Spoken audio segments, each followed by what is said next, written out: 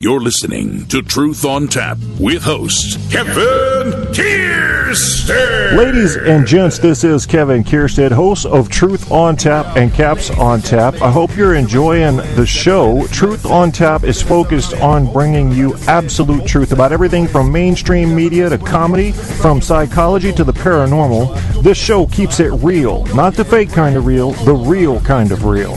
That same spirit also covers our Caps on Tap show about the Washington Capitals. Caps on Tap shows air only after Capitals wins at this time.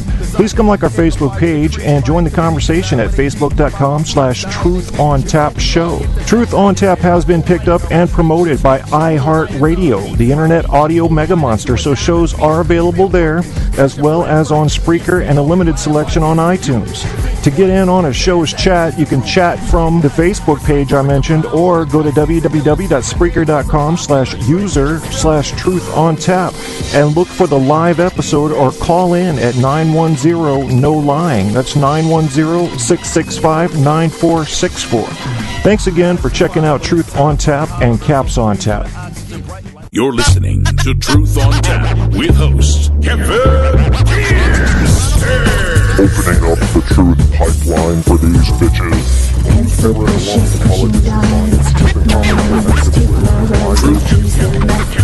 Truth on Tap. Truth. My right to say how I say it's mine to give my mind, my heart. It's mine to share my soul. Truth on Tap.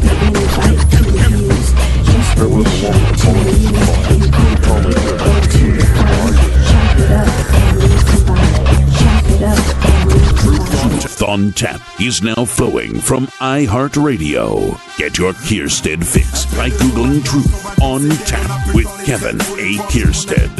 All the truth you can handle running hot on iHeart, Facebook, Spreaker, and more. You want the truth? You can't handle the truth on Tap. You can handle it, can't you? Well, goddamn you, man. It's 9/4/2014, 5 o'clock p.m. I'm talking fast because I've had some coffee. Holy shit. I might as well snort it a line, you know what I mean? Holy shit. It's scary when a 6'5", 250-pound dude gets animated, you know? You look at the bouncers in the bars, ooh, they used to watch me. They used to watch me because I come in cool, man. I'm laid back. I'm like 50 Cent up in this bitch. Then I turn into some combination of fucking Krusty the Clown and Pee Wee Herman in an elephant's body. I'm like, Horton, here's a who up in this bitch. I don't know what I am. Am I dancing? Am I pushing somebody because the short guys all want to fuck me? I don't know. I didn't come for this, but shit always happens. I'm not trying to. Why is there drama? Why can't I predict a night in the club? Why can't I say, I'm going in, I'm ordering my drinks, and I'm going to try to get laid, and then I'm going home if I fail? Why can't I do that? No. Horton, here's a motherfucking who up in this bitch. Jesus Christ. Genghis featuring Stereo Black Star Super Negro, appropriate, because tonight you're not getting white folks. You're getting, well, I guess, if you want to talk about Celtic origin, you're going to get a Viking and 2 Arabs. Yeah, I know what you're thinking. 13th Warrior. Yeah, I know what you're thinking, but it's not going to quite be like that. Yeah, because there's 3 of us, and an Italian may call in, so you may end up with a series of 2 Arabs from Jordan, a Viking descendant who now lives in America, and an Italian who is now living in America, who I think believes he's Canadian Libyan, if I'm not mistaken, and we'll have to find out. I'll wait until 10 Fish Workington calls in. He's a comedian. Ramzy Sweis is a comedian. I got comedy coming at you today. I'm going to see if we can get Diane, the other Arab, to be funny. Wow. They're going to call in about 20 minutes, but first I got some talking to do. Just a little bit, nothing major, nothing. Got to stay positive. I'm only on day 5 of my 7-day Stay Positive challenge. Have you taken the challenge? You got to do it, man. 7 days. Can you stay positive for 7 consecutive days? That means don't bitch every day about everything. That means buy somebody a coffee even if you don't know them. I mean, some of y'all are broke like me, so you just can't do that. So in that case, you have to do a favor for somebody. And if you're crippled like me, you can't really do that, so you're just going to have to resort to compliments. I mean, you do what you can, you know. Yeah. That awesome commercial you heard earlier was Wes Johnson, the greatest voice to ever bless the airwaves. Wes Johnson, you can find at wesjohnson.com. You can find him on Twitter. He's got an official account now. Yeah, here he comes. Say something, Wes. Listening to Truth on Tap with host Kevin Kierstead. Yeah, that was Wes Johnson. You can find him everywhere. He's an actor. He's a voiceover actor. He's been in video games. You guys, you nerds that used to play like Morrowind, oh, you've heard some Wes. You don't know yet. Well, wait till you look it up. Now, you're going to hear yourself a little bit of Wes Johnson and be like, that's that guy? He did that voice? Holy Scheistenheimer. Which is that's the German Jewish way of saying shit, I think. I'm just guessing. I'm looking at a map now of Jordan and the Middle East, my friends, and I'm thinking to myself, these poor people. You know, I mean, first of all, if you don't know where Jordan is, it's in the Middle East, right beside, it's near Iraq and Syria and Lebanon and Israel, and it's not far from Egypt. It's right on the Dead Sea there. So I'm sitting here looking and saying, if you look at the satellite map, you see that Israel, at least on the West Bank there, has some greenery, a little bit of greenery there. You see that northern tip of north of Cairo, near Alexandria in Egypt, has some green on the satellite map. And only along the coast do you see green as you go up through Lebanon, through Tripoli, Latakia, up toward... what's something you'd recognize? This is all on the west coast of Syria. Hama, Horns, Homes. I don't even know what that says. I can't read. I need reading glasses. As you go up toward Turkey. So here they are now, the poor Jordanians. They got Israel fighting with the Palestinians to their west. They've got refugees pouring in over the border from the north. From Syria. These poor people, I mean, how long will they last? I fear for them. They're not, they got Iraq right there to the northeast that could bitch smack them at any time, and they can't trust Saudi Arabia to their south. Saudi Arabia is like Canadians. They're always planning shit. They're always rubbing their fingers together. Don't trust people that rub their fingers together a lot. They're planning shit, especially if they have pencil-thin mustaches. Do not trust them ever. Hi, Ash. Okay, I hope you're having a good day, too. You're at work. Okay, so you'll be in and out of the chat, but listening, that's good. Very glad to have you in chat. Ash is first. I want you to know, you guys, Ash is first in the chat room. No one else will have that distinction during this program, and you'll just have to live with that. You came in lower than first place if you're not Ash with 2 H's, and I mean that sincerely. Ramzy will be calling in soon. I've got some other stuff up here. I wanted to do a little bit of homework because my friend Ramzy, let's talk a little bit about him. He broke off. He went his own way. We had a falling out of some sort. I think we had different views on why he was coming on my show. I don't know exactly how they differed, except to say that my goal when I first started having him on the show as a co-host was to try to bridge the gap that we had between your average white imperialistic American and the Arab American, and how we treated them, thinking they were all terrorists. Ridiculous. Usually news organizations responsible for that kind of bullshit that gets you thinking that every Arab is a terrorist. If you don't know your research, you're going to fear the unknown. So you're going to ascribe them all to a group. What is it they used to say and still say it in a lot of the military branches? Not necessarily branches, but depending on the branch, you get kill them all, let God sort them out. No, don't do that. Don't do that. How about you kill the guilty ones and let the rest live? Is that possible? Maybe we can do that. Ramzy is an American Christian Arab, okay? But guess what? It pisses me off that changes your mind about him. Because I don't care if he's a Muslim. As long as he's not looking to hurt my country, and he's an American citizen, I will die for him today. Will you? Well, I don't trust them. They have a different God. They say we got to kill everybody who doesn't convert or believe. No, they don't. Ask any average Muslim in Jordan. Ask any average Muslim in Syria, Saudi Arabia, Iraq, Iran. And say, look, if you had a chance to go over there and bomb America into the Stone Age, would you do it? And 98% of them are going to say either, who's America? Or, I got my own problems, okay? They're not thinking about America. Our fucking ego, our nationalistic ego, makes us think that everybody's out to get us. They don't care about us. They got their own goddamn problems. Do you think anybody in Jordan right now, with the refugees pouring over the north border, with the goddamn rocket fire over there toward the west, is thinking about America? Shit. And you know something? We're making steps. We're making good steps. And the steps that we're making are, we're starting to realize that Israel is not without fault in all of these conflicts we've been having. I don't know why we have been so close to Israel, overlooking anything they do wrong, except to say that maybe it was a sympathy thing from World War II. I don't know. Somebody who's an expert at this maybe can break it down for me. Because Israel makes mistakes too. And they can't just go bombing any Palestinian or Muslim with impunity. Because we're allies. Have you ever asked, why are we allies? Have you ever asked, what is code? What's the good code? Are you allowed to just bomb anybody because they're different than you? Is that what we're agreeing on? Because I don't agree with that. America, you're going to reap what you sow, my friends. And no country in the history of this great world has stayed on top indefinitely. They've all fallen. Some have come back. Some have faded away. New ones have emerged. But none have been on top forever. Our day's coming. We're going to fall. At least a second or third.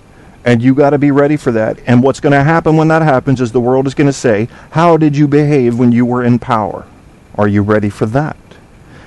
You will reap what you sow, Americans. Respect other countries and their people and their sovereignty.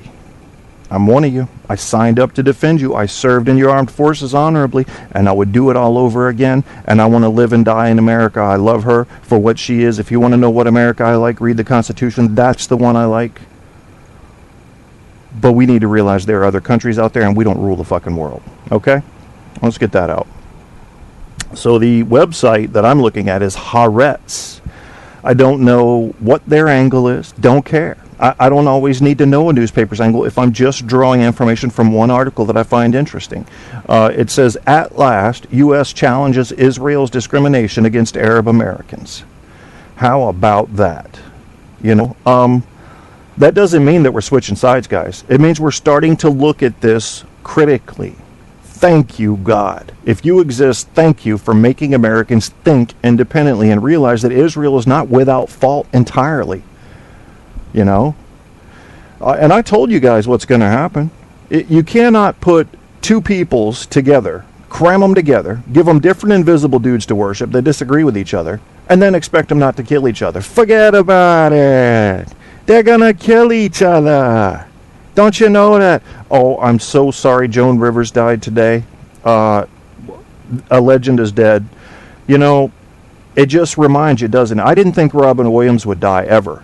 And there he went. There he went. So, I don't know. I'm heartbroken. I'm like, oh, here they all go. Now I'm getting old. You know, but Bill Cosby's still alive, so there's hope. There's hope. What a sad thing. I'm sorry, Joan Rivers. And Joan Rivers fans, you have my sympathy. She was quite a personality. I don't like people who go on the world stage to be funny and don't come with a lot of energy. She came with energy at all times. What a shame. Yeah, a little sad moment there, but kind of a strange thing today. Hold on, I think Ramzy's trying to get in touch with me here on Skype through chat. Yeah, 15 minutes is good, Ramzy, if you're listening. If not, I'll chat that in there. So he'll call in about 5:30 p.m. Eastern Standard Time from Jordan. That'll be midnight 30 out there. I have not pulled up my world time zone calculator, but I think that puts them at 12:39/5/2014. So, got the map up, got the article up that I wanted to mention. I got some world facts up. I wanted to do a little bit of homework about Jordan, because that's the country you don't hear about, isn't it? Hell, you probably know. When you think about the Middle East, what you think about is what the news has told you to think about. That's what you think. You probably know more about Qatar than Jordan. And Jordan's got 6 million people. We've got more people in the U.S. state that I'm in, which is a relatively small state, Virginia, than they have in Jordan. So but it's still an independent country, and they need to be recognized as a country. And if you look through their history recently, anyway, we've gone from, we kind of were not so friendly with them back in the early 90s, around the first Gulf War, to late 90s. They started getting sort of like, hey, we need to get involved in this world community. So they began negotiating with the U.S. about membership in the WTO. January 99, King Hussein unexpectedly deposed his brother. You might have seen, I think there was a movie about that. And who had been heir apparent for 34 years, named his eldest son the new crown prince instead. So a month later, King Hussein died of cancer, and Abdullah 37, a popular military leader with little political experience, became king. So then they had parliamentary elections. They had a bunch of craziness go on with, how they were going to run the government and what type of government it was going to be. A parliament dissolved later. There were 3 suicide bombings by Iraqis, blasted holes in Amman, Jordan, in November 2005, killing at least 57, wounding 115, almost all of whom were Jordanians. You know why Al-Qaeda in Iraq did this? Said that Jordan had been targeted because of its friendly relations with the United States. So if you're even friends with our country, Al-Qaeda's coming after you. I can't wait till they're eradicated. Honestly, when you have roaches crawling around, you got to set off a bomb, man. You just got to... they're just a cancer on the growth of this planet. Fucking Al-Qaeda, ISIS, get the fuck out of here. Don't listen to this at work. I'm sorry, Ash. If people are around, I curse during this show. Sometimes I say fuck and ass, and it can chase people off. It can get them in trouble with their bosses. Children are going, what is a fucking ass? And then you have, now I got to answer questions, and I'm not interested in answering questions about what I decide to say. That's kind of my alter ego there. But normally what I'm thinking is this. Yeah, because I got away with something, sort of. Well, I'm a little more innocent than that, so probably more like this. Yeah. Something like that.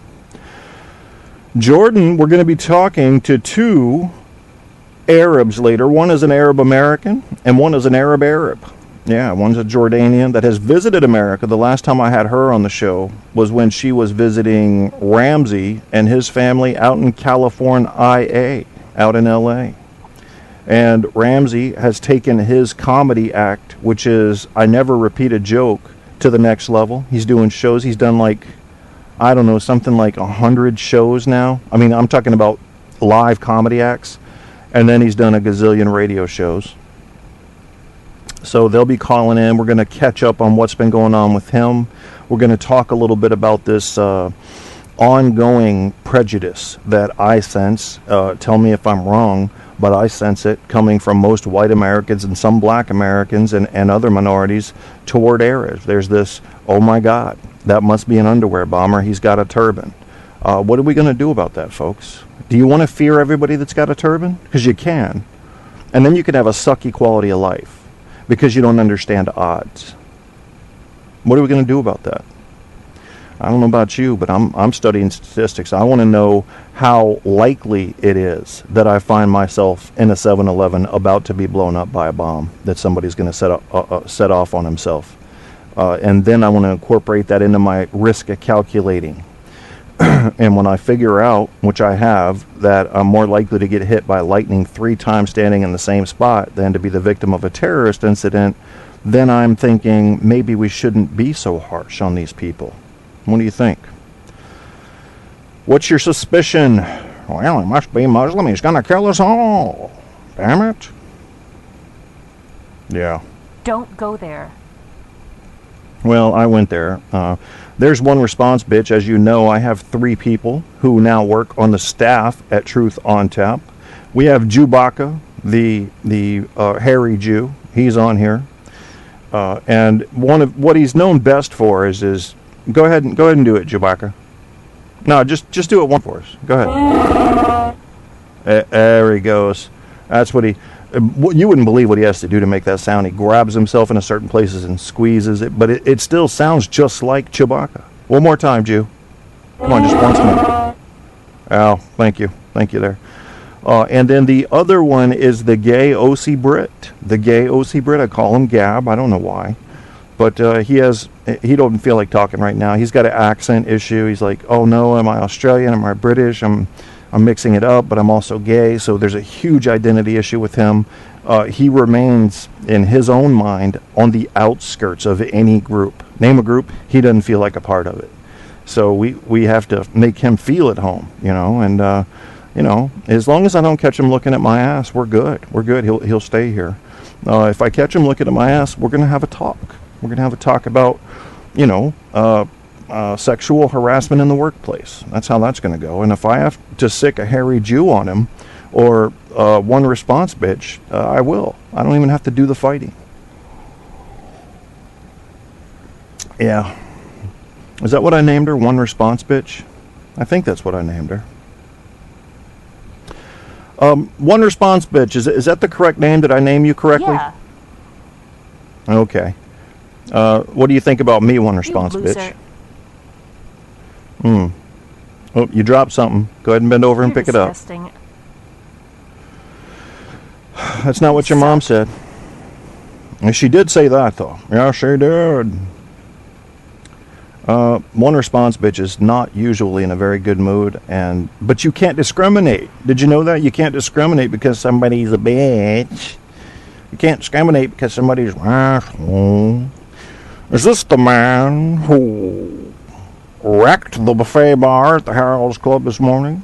If any of you can name what movie that comes from, you will be awarded the first answerer of the question about that quote. And that's an award that no one can ever take from you. I encourage you to give it a shot in the chat room. I'll repeat the quote. Is this the man who wrecked the buffet bar at the Harold's Club this morning? And I think I said it pretty much just like him. So I should have given you, given you a good clue there. Severe weather. Here I am in my studio. It's been a very weird day. I got a few minutes left before Ramzy and them call in. Have you ever had one of those days where things are going normal and then about 11 things in a row that are unusual happen? So that kind of happened to me today. It wasn't that unusual, but for example, my back's kind of messed up. So for the last few days, I've been having issues with my pelvis and the tops of my thighs going numb. Literally, it's not a joke.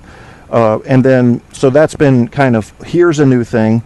And then I had to go get mail today because I wanted to get my e-cig stuff, the chocolate mudslide juice that I vape. It's called vapor, it's basically propylene glycol. Essentially the same thing that you would get if you were inhaling the stuff that comes off of French fries you were frying, But it also has a flavor and it has it's much safer than cigarettes.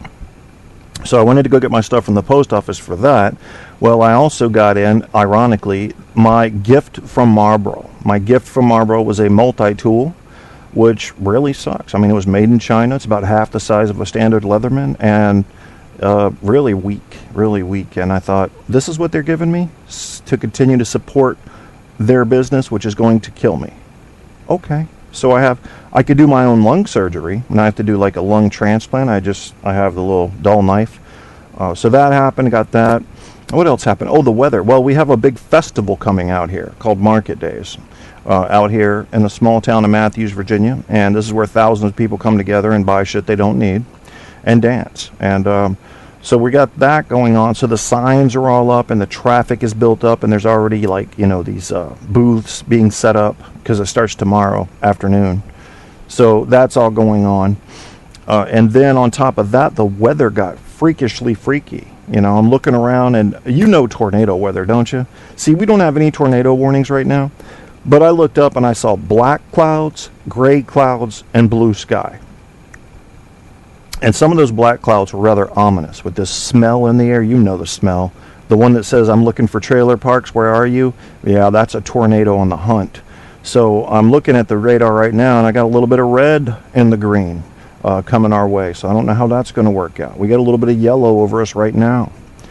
But then I read the severe marine weather statement, and I chuckled a little bit. Now, I'm not going to chuckle twice. I don't think jokes are funny twice. Funny thing, because Ramzy doesn't tell the same joke twice, so we work together well that way. But all of his jokes aren't funny. I have to counsel him about that and say, look, man, you're never telling the same joke twice. You got to do a lot of research to find funny jokes. What you should do is find a good act that works and just repeat it as you need to. But he insists, so that's his thing. That's what makes him stand out. That's his path. I'm looking at the text of this marine weather statement, from AccuWeather. And it just caught me off guard here. It says, at 4:36 p.m. Eastern Daylight Time, National Weather Service Doppler radar indicated thunderstorms producing strong winds up to 25 knots over the hump, or about 3 nautical miles southwest of the hump, moving northeast at 10 knots. The strongest thunderstorms will be near New Point Comfort. Okay, that's about 5 miles from me. York Spit Reef, the hump. What the fuck is the hump? Cabbage Patch, Latimer Shoal, Plantation Light, Kipto Peak Concrete Ships, Buoy 36A, and Cape Charles Harbor. Mariners can expect gusty winds of 25 knots, locally higher waves, and lightning strikes. Boaters should seek safe harbor immediately or remain in port until this storm passes. I guess we got to get past the hump, says AccuWeather. It's all about the hump. I mean, we just passed the hump day, and now we have to pass the hump itself. That doesn't seem fitting to me. That's out of sync. This storm should have happened yesterday. Let me get a closer look at this radar. It would not surprise me if a tornado touched down. You know the look. When you look up at the sky, go, oh shit. It looks different than a typical thunderstorm. You have this high contrast in the clouds, and I don't know, maybe you sense the pressure change. Yeah, I'm seeing, holy cow, look at the red. But that's not over us. That's over Norfolk and Richmond, which we're in between, basically. But let me animate this and see how close it is. Oh yeah, yep, got some coming, just about to go over us. We're about to feel that love, and it's red. It's like red mixed with yellow, just to be extra angry looking. All right, well, if this show cuts out, you'll know why. I've been struck with lightning and I am ablaze, or DSL's gone down because more than 1/30th of an inch of rain has fallen, and DSL cannot handle that. Verizon DSL. Oh. Would the caustic Joan Rivers have jested about her own sudden death? Yes, I think she would have. I think she would have.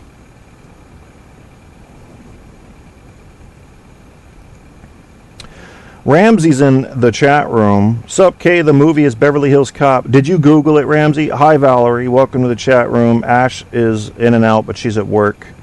Ramzy, are you going to call in here in a few? Curious about that. We've been talking a little bit about weather here, a little bit about Ramzy's comedy career, a little bit about Jordan. We're going to talk a little bit more about that once we get the experts on that know about these things. And I also had brought up an article that I'll probably discuss in the presence of Ramzy, is at last, U.S. challenges Israel's discrimination against Arab Americans. Ramzy Sweis? Yeah.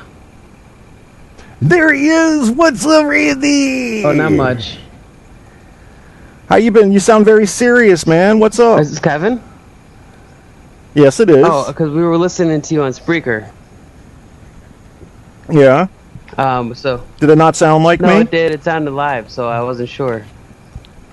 Oh, yeah. We're live as hell right now. Oh, okay. Isn't this strange? I mean, you're in Jordan, right? Yeah, me and I'm at Diane's. Okay. Do you pronounce it Diane or Dion? It's Diane. Hi, Kevin. Hi, Diane. So glad to have you back on the show. Missed you guys. I wanted to talk to you. I did a little bit of my homework about Jordan, and I was reading some of the facts and looking at the maps and stuff. And I was just thinking, you guys are surrounded by turmoil right now. Yeah. How can there be any peace in Jordan? Well, we thank God first of all for such a thing, because our king proudly is is a peacemaker with everyone around us, and with the American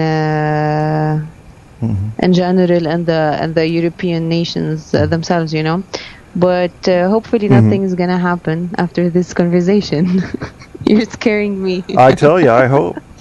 I'm sorry, but I'm just looking at it and like, I wouldn't feel comfortable there, you know. Hopefully nothing's gonna happen. Oh. Everything is under control. We're having good soldiers out there around the borders, and everything is going just fine. It's not as you imagine it, you know. That's good. Well, yeah, I did see it kind of in a Wild West context, as we refer to it here in America. Wild West, no control. The law, you know, isn't strong enough to keep the people under control, so it's very chaotic. That's what I was imagining it like over there. Media always makes stuff more booming, you know, so don't always believe whatever you hear or you just even read. But everything is going... Good point. Everything is going just fine. Ramzy went to Lebanon last week. What did you hear about Lebanon lately? Leaky? Sorry? Are you there, Ramzy? Yeah. Oh, what did I hear about Lebanon lately? Oh, I haven't heard much about Lebanon lately. Has Lebanon been in the news? I mean, I drove through some battered areas in Beirut, but I mean the situation there is the people are a lot more dire than they are in Jordan. In Jordan, they have you know their blood is in. I mean, the land is their blood, and they're very patriotic here, and you know everybody is, and there's not too much rebellion going on. But in Lebanon, there's a lot of police and a lot of the girls don't go out; they don't feel safe, and but I don't think there's I don't know if there's any ISIS there. On the news today, there was they were saying that there's ISIS in Jordan, ISIS. Oh boy. Seriously? Well, as I was reading over the history, I mean, I saw that Al Qaeda in Iraq had attacked Jordan back in 2005 just because Jordan was friendly with America. Yeah. Yeah, that happened from my window. Does that sound reasonable? That happened outside my window. That's what you were talking about? That happened at the Hyatt Hotel, and yes, you told me about that last time you were on the show. How about that? Yeah, I didn't realize you were talking about that attack. Yeah, that was the one and only terrorist attack that's ever happened in Jordan, in Jordan, and I saw it. The Hyatt's visible from my window, and so I walked there, and there was a reporter asking if anybody spoke English, and I didn't say that I spoke English because I didn't want to be on the news, but I mean I did, but I was kind of tight-lipped about it, and I found out my friend of the family was there, and he was the chef for the bride and groom who got blown up to pieces, and but he was safe, and I mean just to think that I witnessed the one and only terrorist attack, but they have really, from what I've heard, they have an intelligence agency here, and there's like armored tanks, like every other block here in Jordan, in Amman. Yeah. Well, there must be. I mean, if you think about it, the fact that there's only been that one major attack, and for those that don't know, this happened in Amman, Jordan in 2005. It killed, what they're saying here is it killed at least 57 people and wounded 115, almost all of whom were Jordanians. And the terrorist group who claimed responsibility was Al Qaeda in Iraq, contending that Jordan had been targeted because of its friendly relations with the U.S. I wanted to ask you guys, because Ramzy was just talking about Lebanon, and when the people over there, if I were to take the average, let's just say Lebanese citizen and the average Jordanian citizen, say, what do you believe in? What really gets your blood flowing? Is it your leaders or your religion or something else, like a doctrine? Maybe a bit of both. Okay. I think it's definitely the people. I mean, everybody that I came across in Lebanon, they were. You know, it's bumper-to-bumper traffic. Everybody's beeping their horn. There's police on scooters doing whatever they want. the Muslims, if you look at them the wrong way, they give you like an evil look. The girls don't feel safe, and there's just no respect at all. There's no human right. There's no respect for your, for just your boundaries, and there's no humanity, and it's just so much. It looks like it's gonna rain. The sky is just filled with dust, and it's a very religious city, but there's just the women are not treated well at all, and it's just. I mean, Jordan is similar in the sense that and that there's a lot. There's not too much. It's hard to explain, but there's not too much. Like people who, the mentality here when you have a job, there's like there's a certain sense of pride and the way that people do their jobs. There's just too much leverage, and I think that's one of the main problems is that people that have jobs are just so proud, and so they end up being very arrogant and not doing their jobs well, but they end up keeping their jobs because there's just so much ignorance of being Jordanian or Lebanese. It's really greaseball shit. There's no word for it except for it's just really greaseball. In America, we would probably call that a ghetto country. Yeah. I mean, it doesn't sound like there's any control there. And if the women don't feel safe, I assume you're talking that they feel like they may be raped. No, it's not about this. Because the police forces. Let me just tell you something. It's like they don't believe in women themselves as much as they believe in men. This is the whole concept. Like, they believe that men have much more control and they are controllable about their emotions, and they just make mental judgment and decisions. So it's more about taking the leadership by men rather than women. This is something, Yeah. It sounds just like it's a hyper-patriarchal society where men rule and women do what they're told. You men are doing a lot of troubles out there. We are. And men need to know that, too. I grew up with 4 sisters, so I'm the last person in the world that would be sexist. I think women can do everything men can, and typically with a more level head, because we tend to have testosterone driving our actions, which puts us in wars. The thing is more... better at your level, guys, but the thing is, I think it's equal. Maybe the world will be ruled by women sooner, and we will show you. Yeah. Oh, great. I told Ramzy earlier that my neighbor might be mowing here, so you may hear occasional interference from a lawnmower. Sorry about that. But it's 83 degrees in my studio, and I can't close the windows or I'll melt. So I know 83 degrees is nothing to you guys, but to me, I'll melt. So, Ramzy, how has your comedy career been going since we last spoke? I don't think you've been on the show for 4 or 5 months, something like that. Yeah, not since 2013.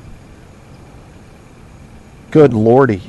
It's been that long? Yeah, I was in April, when I was, last time we talked, I was hired by Classes U Valley, right? I was an online teacher, right?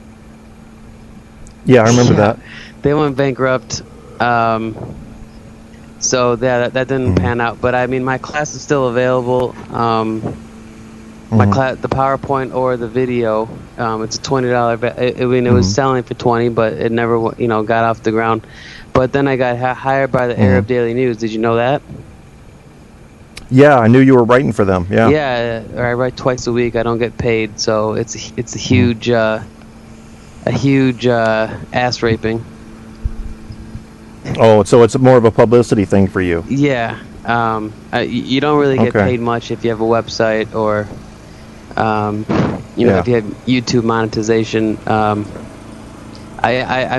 trying to use that as a stepping stone to get a job, but I perform 7 shows at 7 clubs, 8 shows at 8 clubs. In LA, and I had my first show in Arabic on 9/11, and my first show in Amman on 9/11 on Thursday. Wow. What a weird coincidence. Yeah. I wanted to talk more about, because I saw you posted about that, and somebody was making a joke about it. I think it was Tin Fish. And we should talk more about, I wanted to talk a little bit more about how Arabs were treated in America, but when are you coming back home? When is Diane going to visit America again? And what is your comedy tour dates looking like as it stands right now? Well, Brent he's still undergoing File 12 bankruptcy, and his house is in foreclosure. He's very depressed, and I'm gonna visit him, and we're gonna do comedy again in Chicago. I'm gonna be back in the greater LA area the day following 9/11, so 9/12, and and I have a lot of going on. So far it's seven shows at 7 clubs, and I want to keep that up. I want to do different clubs. I have about 15, 16 pre-written shows, so I'm gonna try to hit it as hard as I can. But I've been getting into. I did a sequel on Tin Fish. This Arab Daily News is taking up some time, and I got a show with Peter Sellers' cousin on Saturday. So like you said, I'm doing a lot of interviews, and I'm working on a farm in the greater LA area. So I'm trying to get plugged into the comedy network, and it seems to be working out after 6 months. So okay, so growth is at least as good as you expected. Yeah. I mean, my show in Arabic is going to be my greatest show, for sure. There's so many people that I have a huge following here. I've had 2 radio interviews. And I have an art cafe. I mean, I'm part investor of an art cafe, so it's going to be like a goodbye party, comedy show. And then I don't know what days I have planned in the greater LA area, but I think I'm going to have a show in San Diego soon. So. Okay. Well, since the last time I had you guys on my show, I had people accuse me of being an Arab sympathizer. To which I responded, yes, I am. Because you assholes think all Arabs are terrorists. And that is the most narrow-minded viewpoint you can possibly have. And I wanted you on again just for that reason. And I hope you guys come on more often. This show is not generating any income yet, but it's going to be at a point soon where it's selling commercials. So I'll start being able to throw some cash around at guests that want to come on and stuff. And it just isn't there yet. I don't have I have a solid core cult following, which is a small core. Yeah, that's what it's about. And then people trickle in and out. That's what it's about. I mean, But once you, I never asked for money. You said something about me being a brat. I was just asking about the brat part wasn't about money. I was just wondering how I was contributing. I was asking about statistics, but I mean, great minds think alike, and I mean, there's nobody that's more afraid of Arabs than I am. I'm gonna tell you that right now. I went to school at the University of Jordan, and there wasn't a single day that I didn't think I was going to get blown up. And that caught me off guard. And bro. There's a lot of it's a common saying. I mean, a lot of my family members think that Americans are involved in ISIS, which is not true at all. It's really just kind of a blow to think that Americans are involved in ISIS, but I was gonna say I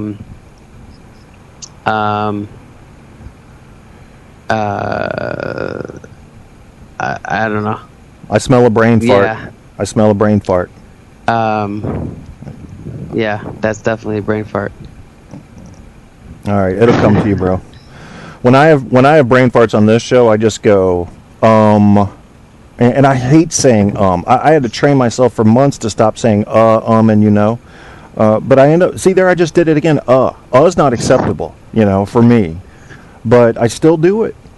It's a filler. It's like to say, look, your radio station hasn't gone dead. We're still talking. Now I remember. You're always good at helping me remember it. Always in the 4 months that I was co-host.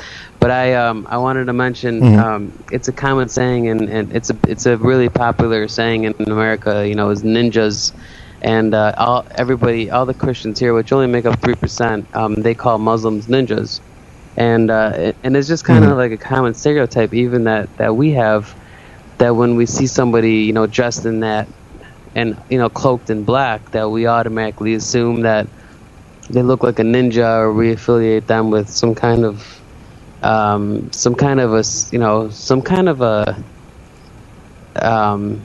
superiority, and they're really not. I mean, especially growing up as an Arab or visiting this country, there's no superiority, at all. The CNN says they have $2 billion in their bank, but all they're really doing is brainwashing people that don't have money, letting them have a place to eat and sleep, and then they, at the same time they're just recruiting them, as children, and they are wielding power by selling their women and displaying this barbarianism by having kids pick up people who've been beheaded and whatnot. But I think that I'm the number one public enemy, performing a 9/11. All these journalists that are getting kidnapped. I mean, I'm not asking for it, but I would not be afraid if I don't think anybody should be afraid of ISIS. I mean, I think Obama he blew up 6 ISIS key members in Somalia just 2 days ago with a drone. Did you know that? No, I didn't know that. I haven't read that story. Yeah, with the drone, with the remote control helicopter. I mean, that's just incredible. Yeah. Well, I mean, we're moving entirely toward mechanical warfare. It's going to be soldiers at a computer operating robots within 50 years, so we might as well get used to that. But ISIS, I mean, do they call them? I've heard some news agencies call them ISIS, and others say ISIS. So what's the proper here they term? call them ISIS. I mean, from what I know, but from when I came here, that nobody knew of them, and not even the news was talking about them. And then a couple of days later, everyone was saying ISIS, and then I started picking up on it. And then a couple of days later, people were saying ISIS, and then I mean, the government this morning on the news was saying that we're wondering if they should get involved in trying to extradite the ISIS from Jordan. But I mean, I don't. I mean, I hope nothing happens in Jordan. But I mean, like I said, there's armored tanks like every other block. So, dude, I have a vibe here that you are extremely nervous about this comedy act you're going to do, because you're going to stick out like a sore thumb as an American. Is that true? Well, and you may become a target. Well, I've been publicizing it, and it's probably. I mean, the worst the biggest that it'll get is 100 people, and it's on 9/11, and I'm giving away some. You know how I am, always giving away stuff, and I've been passing out pamphlets, flyers. It's free, and sometimes I hear gunshots outside my window, and there's not really security by the art cafe, but I did a promo, and it's definitely going to be my greatest show, because I was pranked on the radio by a hit radio station here in Amman, and it was so funny because the people in Jordan, their number one thing that makes Jordanians laugh is Americans trying to speak English. I mean, the number one things that make Arabs laugh are Americans that try to speak Arabic. And I studied Arabic for a year and a half, so I speak it pretty well, but I speak it with an American accent, so people know right away. But I look Arabic, so it really throws people off. And I have a lot of jokes about grammar, and that's all they want to hear. They just want to hear somebody that wants to be Jordanian, because being a part of the Jordan culture, they're very, very patriotic. They, people love it. People love being Jordanians their entire life, and the fact that someone's trying so hard to fit into the culture, they just laugh so hard. I mean, even people that have been speaking the language for 20 years, if they mess up one word, like Jam'a is college, and Jamia is people, and Jum'a is Friday. So you Holy yeah. cow. So if you say Jama'a or Jum'a or Jam'a, that could either mean people or college or Friday, depending on how you use the M word, you know. And so I mean, like Diane's already laughing right now, and so you know, just there's just so many flubs, and that you know, like it's like bloopers. It's like Americans watching like funniest home videos or something like that. The way that Americans or foreigners try to fit into their culture, they get such a high out of it, you know. Is this comedy act you're doing, is this going to go up on YouTube? You're going to film it? Yeah, I already wrote an article about it. I did a promo, and it's going to be the Royale News. They already said they're going to be there to film it, and I bought a $1,400 camera, and I have hired a cameraman to film it. And yeah, I mean, you might think that, and I mean, I definitely, sorry, I definitely agree that when you say that I should start repeating jokes, but you know, like tin fish, I mean, I'm not no low blows at tin fish, but I'm handicapped. I've tried to repeat jokes, it just doesn't fly. You know, it just, I try so hard, it just doesn't work, dude. It sucks. Well, people are laughing at you, man. I mean, the only thing I was worried about is it seems to limit you so much. The fact that you can't repeat a joke, you know, and you hear these famous comedians who have kind of skits that they do for a couple years, and they'll change them up, then they'll come out with a whole new one, and they repeat jokes a lot. And I'm like, Ramzy's doing something that's going to make him stand way out by never repeating a joke, but he's giving himself a hard uphill fight to find new material all the time, you know. And I've heard this every 41 of my radio stations. They're like, dude, you're never gonna make it. Like, you know, you're gonna get a lot of publicity, but it doesn't mean anything. You know, Seinfeld does a 1 hour show. He gets paid $200,000. You know, and I'm on the, you know, the other end of the totem pole, you know, doing open mics, and I'm having a blast. I'm the first one there, the last one out. You know, it's just about the talent. It's just about giving, trying to pave the way for new talent and new you know, comics, and just bringing awareness to it. I mean, already, like I said, I've been promoting the show on 9/11, and there's so many people that want to be a part of it, which helps me because there's no comedians here, and that's going to be my call. Like, when I go up on stage, I'm going to say, you know, why aren't there any comedians here? And of course, people are going to be like, well, there is, because they're very patriotic, and I'm going to be like, all right, we'll come on stage, because I only got about 20 minutes of material. You know, there's only so much that I could do, never repeating a joke. So I got about 20 minutes, and then I'm just going to pick on people and have them come up and help me, you know, even if they say it in Arabic or English or whatever.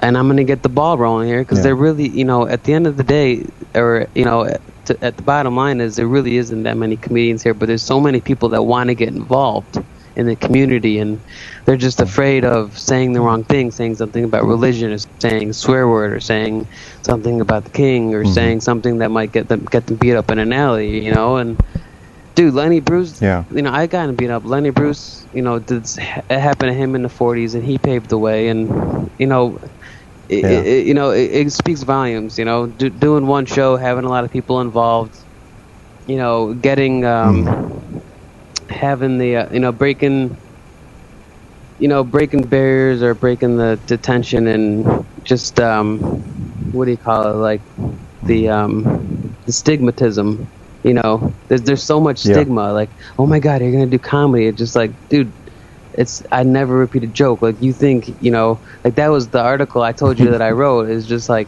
okay, you know, these terrorists think that they're on edge, you know, and I'm like, dude, try never repeating a joke. I wrote in the ballsiest of Spreaker group page saying that I'm the new face of terror, because I mean, there's all these people that think that they're extreme. I'm like, dude, you have no idea how easy your life is, dude. Imagine being marked as the guy who doesn't repeat a joke. Like, I'm fucking forget about the gift, dude. I'm cursed for life. Like, I can never repeat a fucking joke, you know. I swear, man, you're screwed. For there's people in my chat room right now. I know they're wondering, who's this Ramzy guy? How do I find him? Let's tell them how to find you, Ramzy. How do they find you? How do they follow you? Well, my promo for my art cafe is on your wall, and the ballsiest is Spreaker. Okay. Yeah, and Yeah, I mean, all of our work is available on Spreaker that we did together. All of our work is also available on YouTube or on SoundCloud.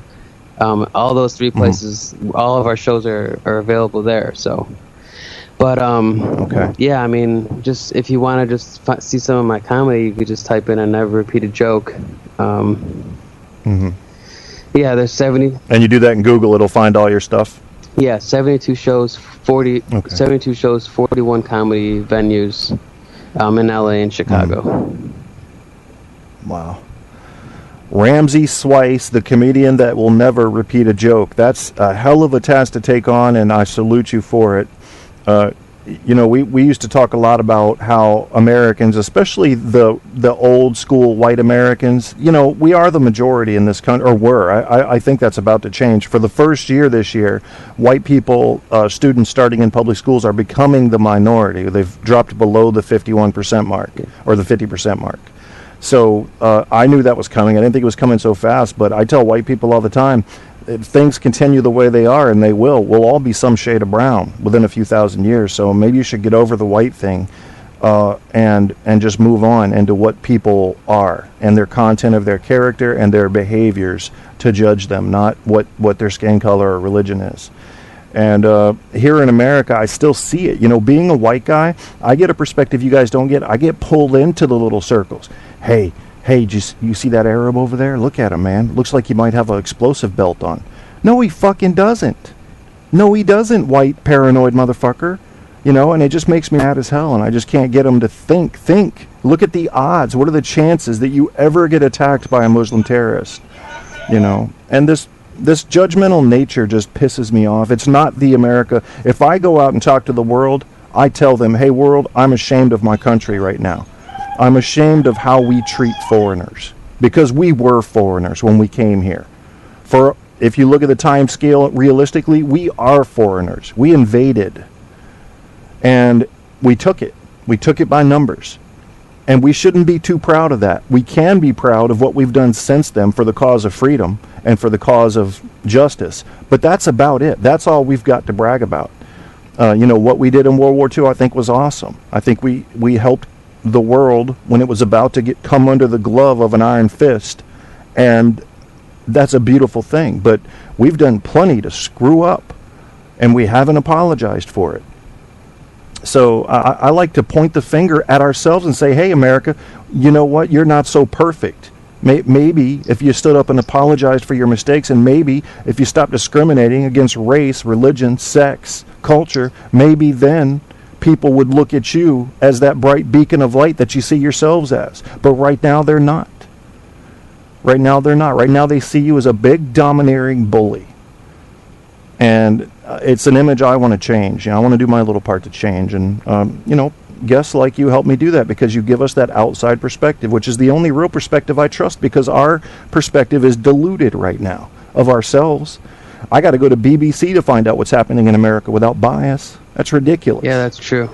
You know, I hate that. Yeah, but I have to. And I don't think the I think that whole Obamacare thing. I mean, I think that we as a people love Obama as a president, but the Obamacare stunt that the wool that he's pulled over our eyes, it really makes us lack trust and faith and loyalty to be patriotic, because this whole Obamacare thing is so ridiculous. It screwed over so many people, and it was just so they spend like $60 million a year on Twitter just to advertise. It's just so ridiculous. And he's a great president, and he threw himself under the bus. And this thing that's happening in Ferguson, it's showing that, you know, we're able to overcome. We're accepting, you know, more and more you hear black people saying that that, you know, you could only be racist if you're black. The white people can't be racist, and they're starting to, you know, take responsibility for, you know, saying, they're starting to take responsibility for playing the victim, you know. You know, that you can't play the black card, and they're starting to. Black people are starting to say that, you know, only black people could play the black card, and you know, I think, you know, what's happening in the Middle East, and I think you referred to it as the ghetto, and, you know, a lot of times you hear of millionaires or big name, the authority or big name politicians say that, the ghetto just cleans itself up. And that's basically what's happening here. A lot of these ISIS people are just brainwashing people, and they're, at the end of the day, there's not going to be another 9/11. We definitely don't have anything to worry about. We killed Bin Laden. We killed six key figures just 2 days ago in Somalia with the remote control airplane or remote control helicopter. We definitely have the upper hand, and I think the wars are starting to come to an end, and there's definitely not going to be anything that's going to be happening on American land. And Arabs have so much respect for Americans, and they're just undergoing a revolution right now, because this whole Christian Muslim thing, it's gonna work itself out, and they're ready. You hear more and more, although a lot of Christian churches have been blown up. You're hearing more and more of them understanding that Christians and Muslims is not the problem. Doesn't matter what religion you are. It's about these extremists and this brainwashing, and we're becoming smarter. There's really a lot of light. There's a lot of optimism, a lot of light at the end of the tunnel, and people are just becoming smarter and smarter. You see on the internet people saying, I graduated from the University of Google. There's so much. There's so much education. There's so much to learn on the internet. There's just people are just becoming there's so many brilliant people, and there's a lot of there's just there's no. The internet saves us a lot of money. It probably caused a recession, and as long as I think Hillary Clinton doesn't get elected as president, or even if she does, I think that's going to be the next big shift, cultural shift. And other than that, I don't think that we have anything to worry about. I don't think the ISIS has $2 billion, and I think these beheadings, people say that they're not real, or even if they are. It just kind of shows that ISIS, that we've hit a weak spot, And Obama, he's so boss. When it comes to war, I'm way more terrified than Obama. And I think everybody would. I'm speaking on behalf of everybody when they say that they're more terrified of Obama than they are of these people, of these ninjas. Yeah. Well, what do you think happens? I think if Hillary runs, she wins. But I don't know how that's going to work out. My feeling is that if you thought it was bad when the black guy was president, wait till the woman is president. Every household in America will be fighting about men and women power issues. Well, I know that in 2016 it can't be a Republican. Is Hillary a Republican?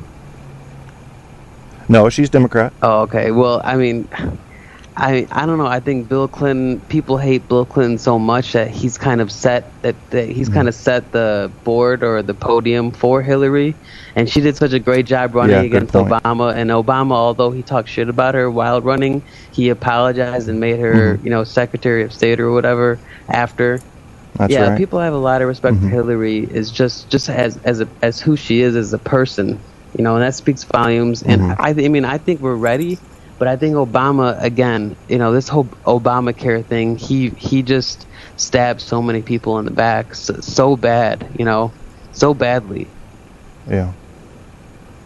Well, I think we needed to do something. One of the things that when we talk about health care that I talk about is, what we used to do before Obamacare was to people that were poor just went to the ER. And when they were billed, they just didn't pay it. Exactly. So next thing you know, Tylenols are $16 a pill.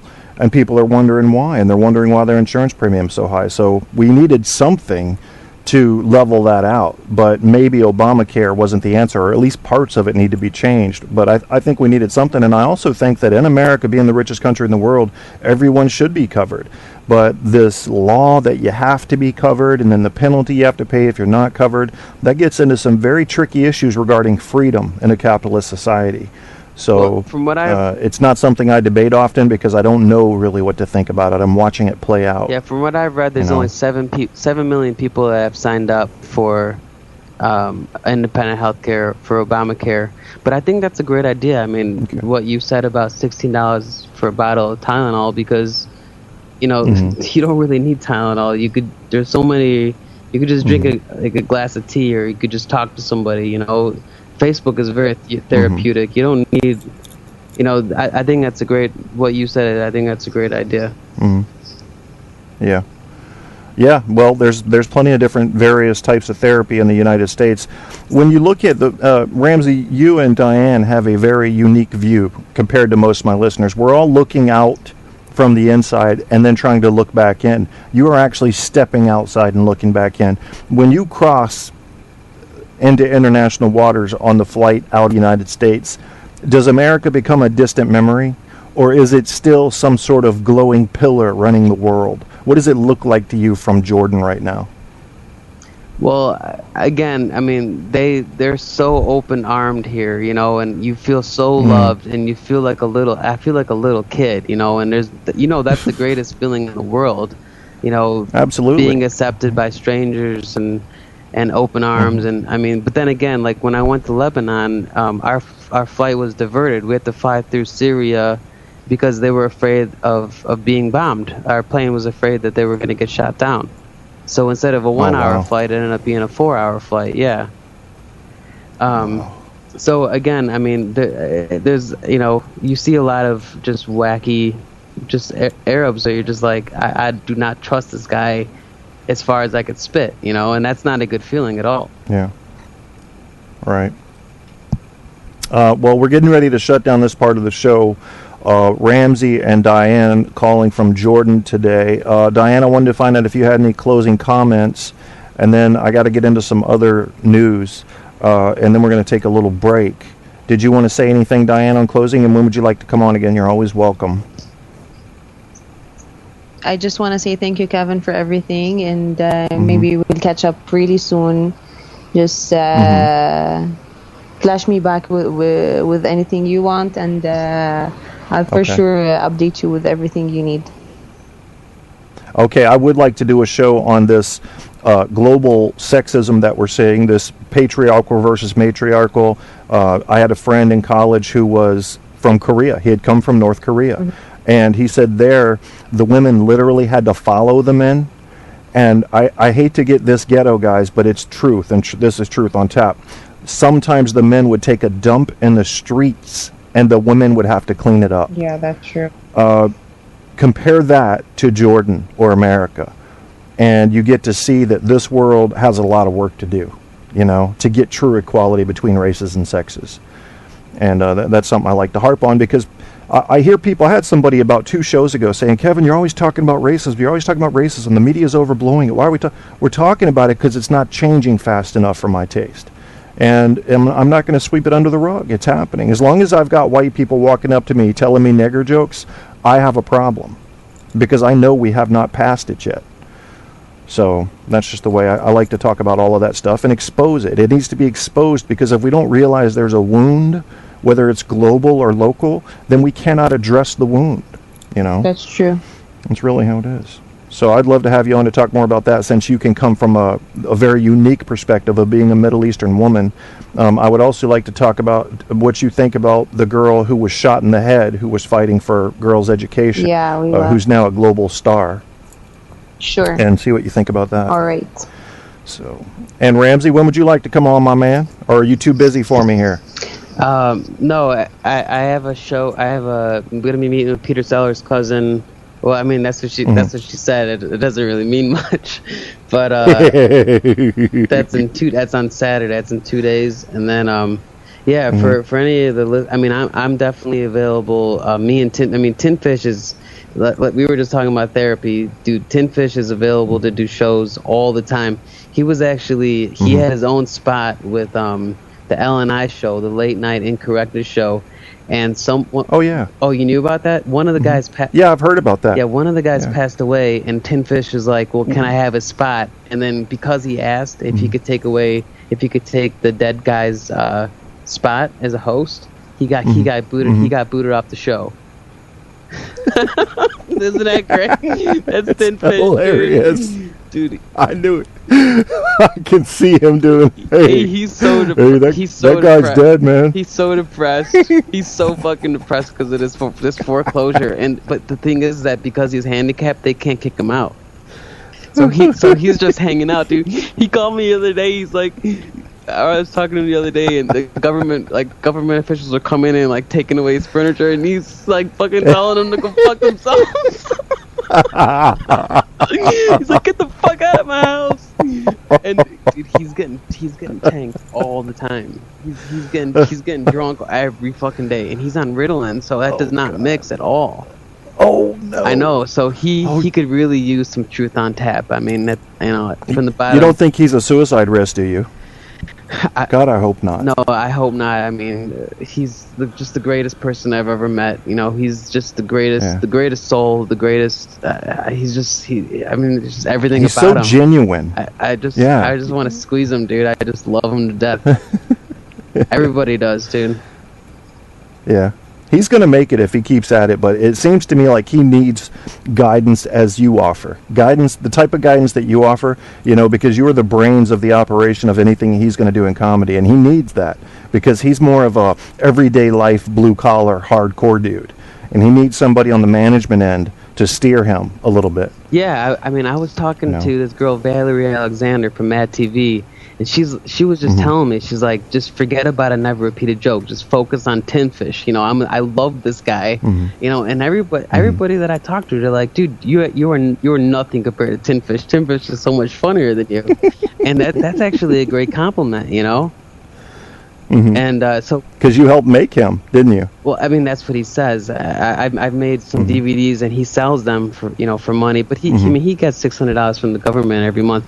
But I mean, you could call him. He'll definitely he will be a regular guest.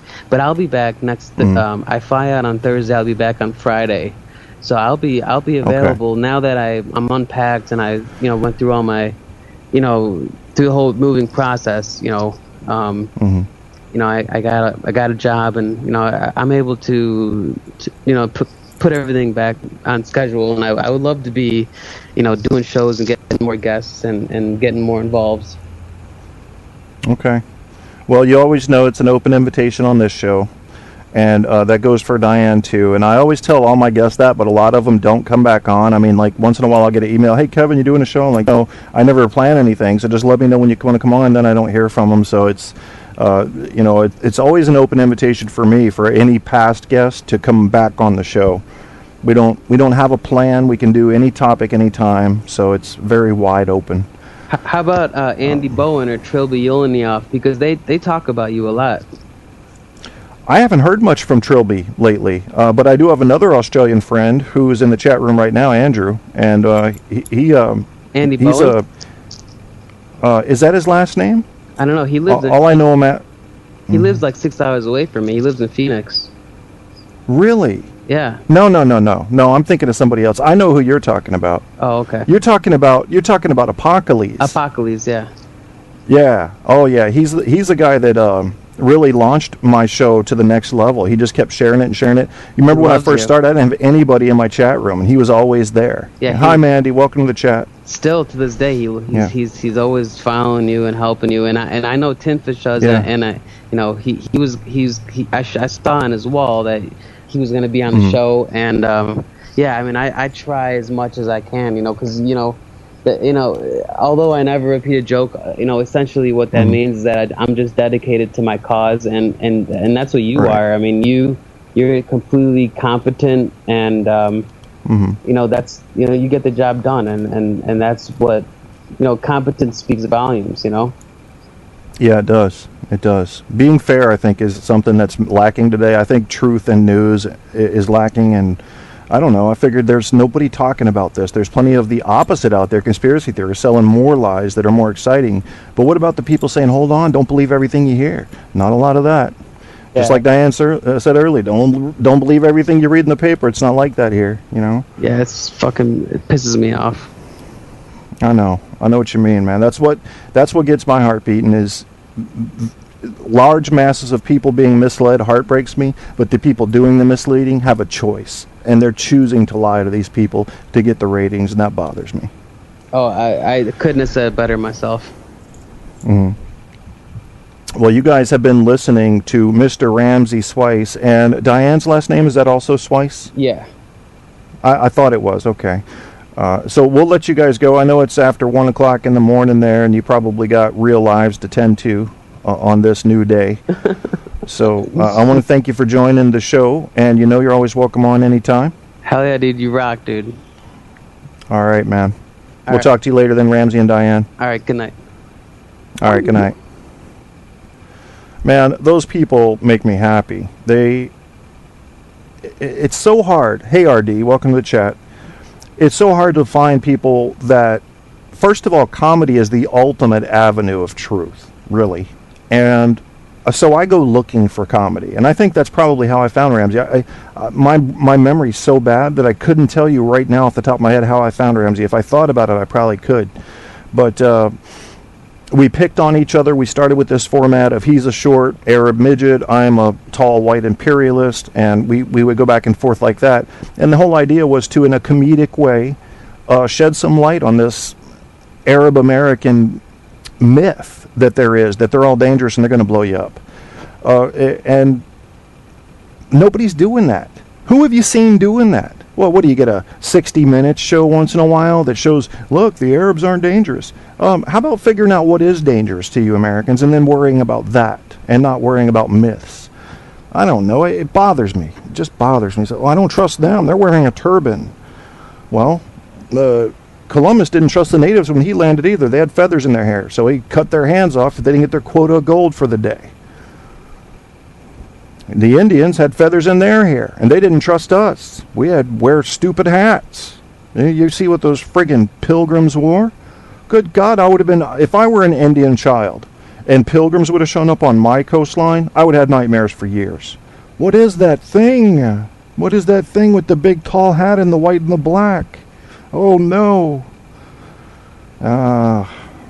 You know, the conquistadors landing and the Mayans thinking that gods had landed when the white man showed his face. What is it about the unknown that makes us do stupid shit? I don't know.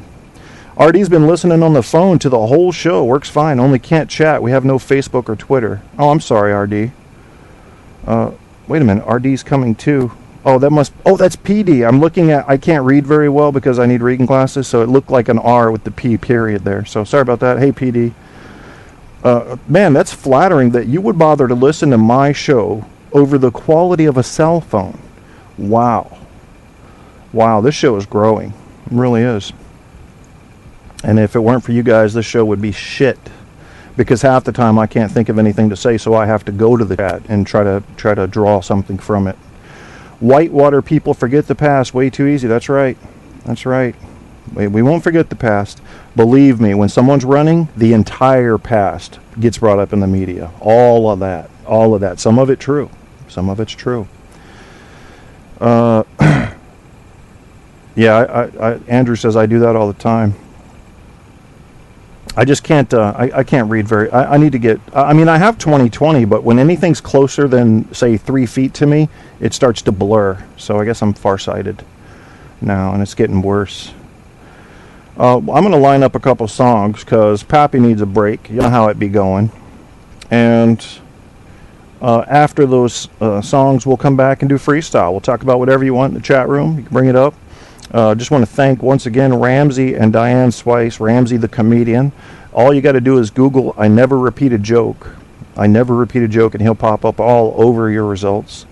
It is a very unique angle to take. It's also a very challenging angle, but he does not back down from that, and that's impressive to me. He's really, really committed to that. I never repeat a joke. And just looking at him, you're going to laugh before he even says anything. Not because he's funny looking, but because he has the look of a comedian. So check him out. You'll see. You know. You can tell when you're looking at a good comedian. That's one of the things I would say trust your instincts on. Let's see what I'm going to line up here.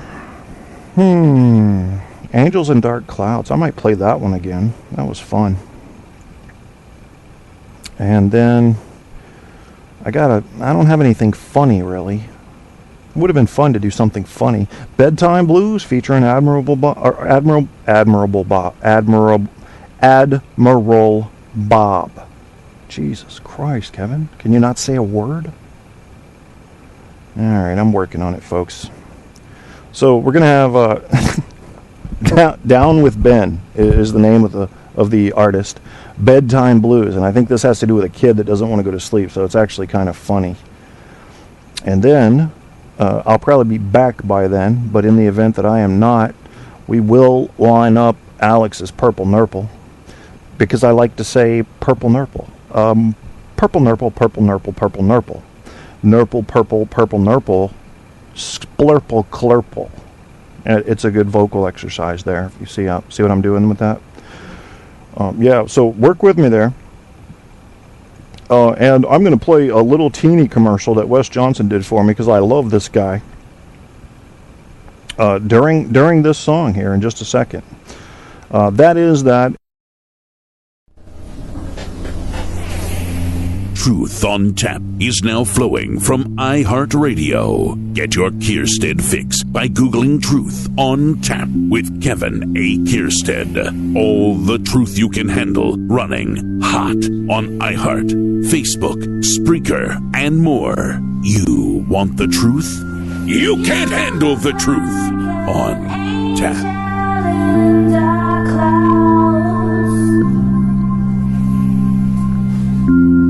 Your voice is shaking, my fall by this shroud.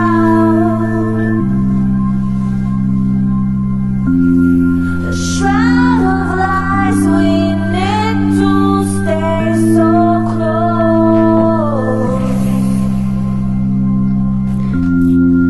I am falling and you're like a ghost.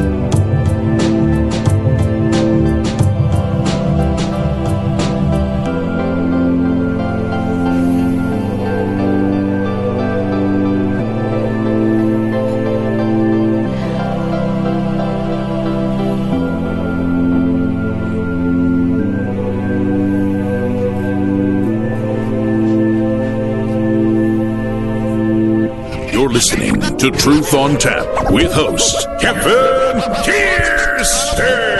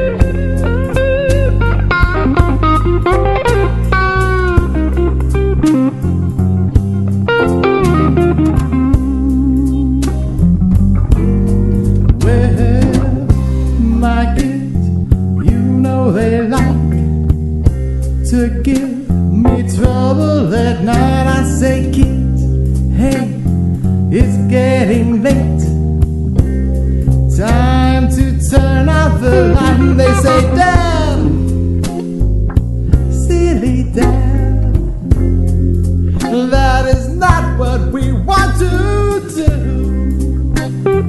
We're going to play until 2 a.m. Until 2 a.m. Whoa, please, somebody help me. Whoa, please, somebody tell me, what am I going to do with them? They want to play until 2 a.m. Well, I say, kids, tell you what, I am willing to make you a deal. If you go to bed now, then tomorrow you can watch TV for an hour. How do you feel about that? And they say, Dad, silly Dad, what do you take us for? You're out to offer us more than that, so much more than that. Whoa, please, somebody help me. Whoa, please, somebody tell me, what am I going to do with them? They want to play until 2 a.m.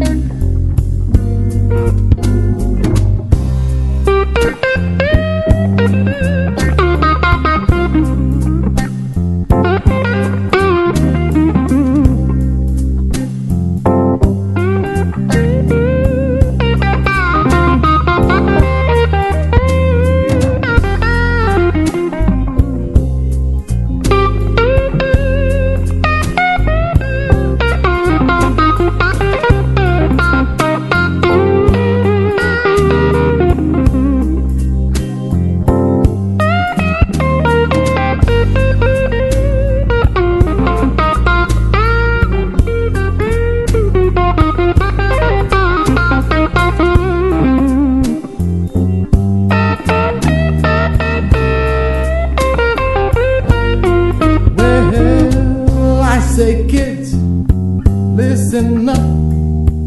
This is how it's going to go down. You have to the count of 10 to get your behinds in a bed before I take away your video games. I ain't playing around. And they say, Dad, please no, Dad, take away anything but that. We promise to be good, not bad.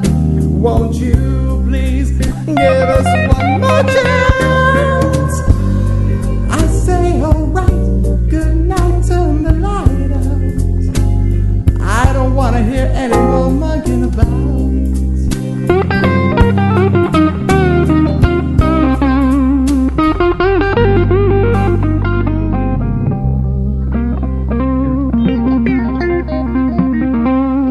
Listening to Truth on Tap with host Kevin Kierstead.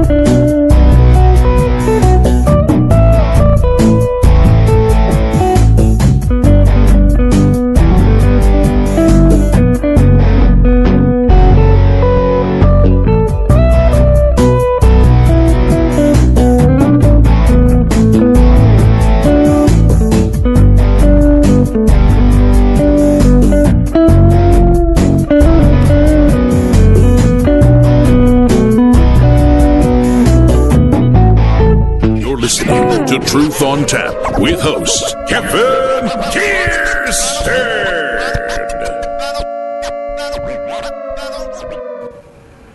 Lordy, lordy.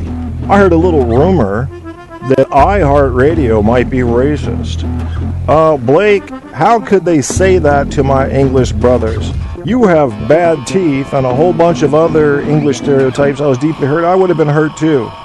If iHeart is picking on my English brothers, or if iHeart is picking on RD and my other brothers in Europe, from whence I came, I shall backhand them with a flip-flop for the sound effect only. I will drive to iHeart Studios headquarters.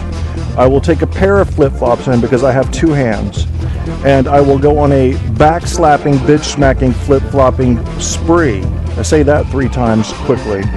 And all you'll hear, it'll sound like the cartoon sound of the cat trying to run. Yeah, because that's not cool with me. What song was a great one? The Angel in Dark Clouds? Or the one after that? I like the Angel in Dark Clouds songs. I just think it's just below the threshold of great, which happens a lot when you get music from free sources. So, backflopping. That's right, backflopping. You're right, Ash. What y'all want to talk about? Sex, food, iHeart. iHeart did not send you anything with fecal matter in it. Come on now. They're not that ghetto. I do not think that if you get accepted to iHeartRadio, it necessarily speaks to your talent. I think it just means that they heard something that was good enough to not be too bad to accept. Do you know the difference? It's kind of like getting your driver's license. Getting your driver's license does not make you Mario Andretti, okay? You just passed, okay? You just passed. So that's how you get into iHeart. You just pass. But it is widening your venue. I mean, some people, think about it, you have your listeners who insist on listening through iHeart. They don't want to hear, I don't want to listen to Spreaker. I don't know, they don't like the web layout. It's a little archaic. They've got their mobile app. They want to listen to iHeart. So if you're on there, you're going to reach more listeners and your show's going to grow. That assumes that you don't continue to make people hate you as I do.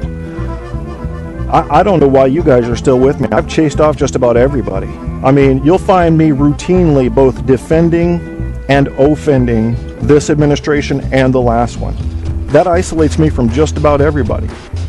Because just about everybody in America either hates this administration and loves the last one, or vice versa. And me, little old me here, insisting on finding the good that both did and finding the bad that both did, I can't seem to keep friends. But what you can be sure of is I won't jump on the bandwagon. I won't find out what's the most popular breeze of the day and sail in that direction. No, sir. We stand for what's right, what's fair, what's just, what's, I don't know, what's good for dinner. I haven't thought about that. I haven't had anything today. I woke up late. I didn't sleep but about 3 hours. My pelvis and legs have been going numb because of my back problems. You don't think about food. It's funny, when parts of your body start going numb, you're like, the last thing you're thinking about is some food. But now I'm hungry. We tried these, we got these new things called baby baker potatoes. They're little tiny potatoes that are about as big as those donut holes you can get. And they're seasoned. They're delicious, man. Good Lord, are they delicious. God, now I'm getting hungry just thinking about it. I think we're done after Copenhagen here. In fact, I'm going to stop the song right now because they seem to be confused about their ending. Like, I don't know, am I going to hit the bass? Drum, stop, no drum start, no stop, okay. Obama plays golf, no fear there. We like sane people. Okay. Is Ramzy still in there? Oh, Ramzy is in there. Thanks for the love, everybody. Didn't see you there coming back in the chat room, Ramzy. I figured you guys wanted to go to bed over there, so I didn't want to keep you awake. It's the only reason I tried to cut the show. It's going to be kind of awkward with your, the time difference if we're going to do shows while you're over there. I did have someone express an interest in becoming a co-host, I put on because I was looking for a minority female to get the widest view possible, from with a white male as a co-host. Not necessarily just a designated giggle chick, which most radio hosts have, but someone who had an intellectual view, who would also throw that in there. And so I had run this ad on radioguestlist.com. By the way, this is a free service. Any of you that have shows, you want to check out radioguestlist.com. radioguestlist.com. They got a Facebook page too. You can get any number of guests on your show, or you can become a guest on somebody else's show. But I added a little extra to my ad. I said, I'm also looking for a co-host, and I talked about what I wanted in a co-host. So I'm going to read you this email that I got, and I haven't even read it yet. So we're going to be hearing it at the same time, and I hope I don't get sued or something. I'm looking at a picture at the bottom of the email. Her name's Pamela Harper, okay? Pamela says, Kevin, this sounds so exciting. I'm happy to be a guest as well, but would entertain the idea of co-host. I have a database of followers already as well. Yes, I'm a white female, but isn't that enough? Uh-oh. A little white blonde who has to prove she has half a brain in every endeavor. I have co-hosted both TV and radio with other females and males. One of my latest was my gay male co-host. Lots to explore there. My first career was as a journalist, so I have a love of the news and have always leaned toward the left. I don't know, however, I do not, however, believe that it is wise to talk about what I believe is true. I will always focus on what is true. That's very good. That's what I want to see. Let's see if she means it. I tend to be edgy in discussion as I throw people off guard with candid revelations about themselves and their world. I have 2 other educational degrees in psychology and Western medicine. Wow, we are probably far too much alike to be host and co-host. But let me continue. I am currently in a private practice counseling and coaching individuals, groups, and businesses. I really think the only way for you to know me is to have a chat on the phone before we go on. I too am bothered by filler words, or as I call them, non-words, that have become a staple in the dialogue of so many humans. Let me know and we set up time to chat. Okay, that's an interesting way to word that sentence.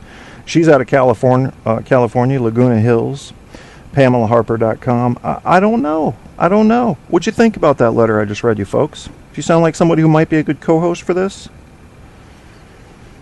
I don't know. I do have some other guests. When you run your ad on Radio Guest List, you can run a new one like every 3 months or 6 months, so you get renewed interest in your show. And I guess what they're doing is they kind of let it fade because people fade. Sometimes they just stop airing their show, so you gotta renew it to get renewed interest. And so now I'm getting a flood of emails about guests that want to be on, and most of them are just trying to sell books. I don't really like them. Because they use my entire show as a commercial spot, and I've got books for sale and I don't even sell them on my own fucking show. So you think I'm going to let you come on my show and talk about your book for an hour? Come on now.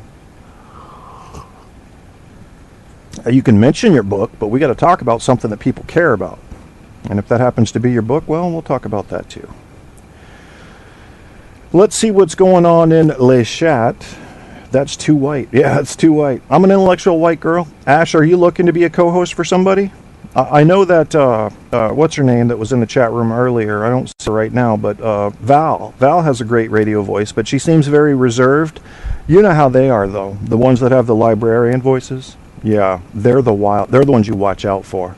Because either she gets her man in private and turns into a fucking wildebeest, or she blows up. Because things start to build up with these little librarian types in there. I'm snapping like a crack-happy snap-nappy. I'm going off on you and everybody else. Wanky, wanky, wanky, wanky, wanky. Ramzy sharing a show in there. Good job, Ramzy. I will also share that link on the announcement for the show on the Facebook page in case anybody misses it. Copy. Whew. Yeah, it was supposed to storm. It seems to have just missed us, so I'm not complaining about that. Truth on Tap. It's on Facebook. You can find it. Facebook.com/Truth on Tap show. I'm pasting the link to Ramzy's comedy show that he just posted in the chat room on the announcement. We're also accepting donations. These donations, if anybody makes them, are serious. They're going to go toward equipment and internet lines and making the show a better quality product. And the first person that donates to this show, I don't care if it's $5, gets a lifetime commercial spot on this show. What an opportunity. And I do that because I can't believe nobody's donated yet. It's like, okay, I know the show may not be top 10, but gosh, nobody? Man, it really puts you in your place when you ask for some money for something. Boy, you'll get a real quick reality check there. Let's see, there we go. Paste it there.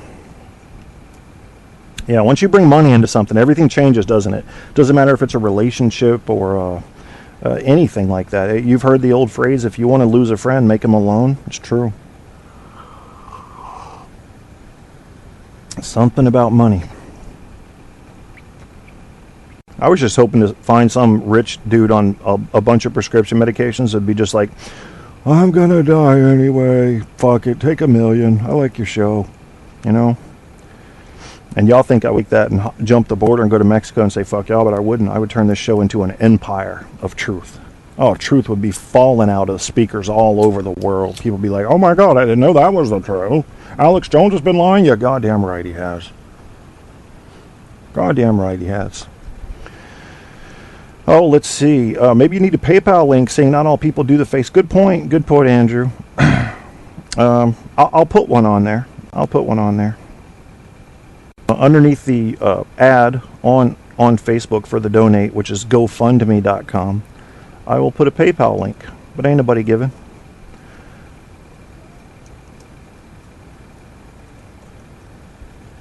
There we go. So that gives my PayPal email address. And my pals aren't paying. See, that's why I don't even like PayPal, because none of my pals be paying. I just pay them. I'm the pal that pays. Dinner. My girlfriend's asking on Facebook what I want for dinner. Let's see. I want lobster. What else do I want? Lobster, monkey brains, and a little bit of those coffee beans that have been processed through the digestive system of some mammal. Oh, because these are things we can find easily in my small town. Let's see what's going on in Le Chat. Warm weather, please take it. You can have it, Andrew. We're talking about you can have it. Take this heat. My back likes this heat, so does my knee.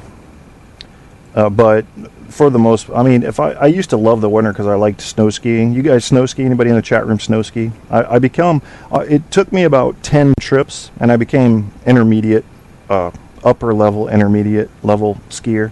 I love snow skiing, but since I blew out the knee and the back, I can't do it at all. So that's sad. But I used to love winter when it was ski time, and now I can't stand it because of the pain that's associated with it. I could ask my black ex, but then I would never come here. I don't understand. You know, reading these things out of context always blows my mind. You guys keep me on my toes, man. That's just ridiculous. Shit, shave, shower, bed. I'll follow suit after the miss this night, guys. Great show, Kev. Sorry I missed you, Blake. I didn't even see you say goodbye, man. See how I do? Well, I'm doing a talk show here. I can't. If you ever listen to the show, I did a couple shows with Crash Jesus, HTLA1 Radio out of New York, HTLA973.com.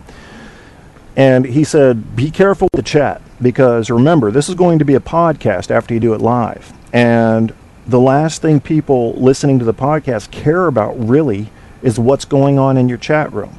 So you have to walk a line. See, I always give attention to my people that bother to go into chat, but I can't sit there and just give them attention and just talk about the sentences that they're sharing, because then people lose complete interest and they're like, I don't know these people in chat. So I don't know what they're saying. I don't understand. I'm not making the connection. I'm like a third wheel on this show. So it's a line to walk. You know what I'm saying? He recommended getting somebody. He's a real professional, and he said get somebody to manage your chat room. You know, to kick out the trolls, to read things that are important to you, stuff like that. I'm not doing that. I don't care if I become a multi-trillionaire with this show. It's just going to be me. That's how I'm going to do it. I think people appreciate that. They know there's no bullshit back-end management trickery going on. If I'm running a commercial, I'll tell you. I'm running a commercial. I'm trying to make some cash. Yep. And I will never do what Mancow did, who broke my heart and found out that he had been setting up these phone calls that appeared to be random. He had been setting them up ahead of time. I will never do that to you folks. If I say I'm making a phone call for the first time, it has not been prepared unless I say it's been prepared. So, no guesswork on this show. Guarantee that. Go ahead and send your PIs out to watch me. What are we going to talk about next? Let's take a look at the news, see if anything interesting has arisen. Ramzy Sweis, I never repeat a joke. All right, for some reason, Ramzy, I don't know what your problem is. I'm following you on Twitter, but you're not following me, which is fine. Because whoever you follow, you're going to smell their ass. Think about that. While I think about this. News. Google News, they're basically an aggregate, so that's good because I'll get a bunch of different sources here. Rest in peace, Joan Rivers. We will miss you. You were funny, and I loved your sense of humor. Very raw.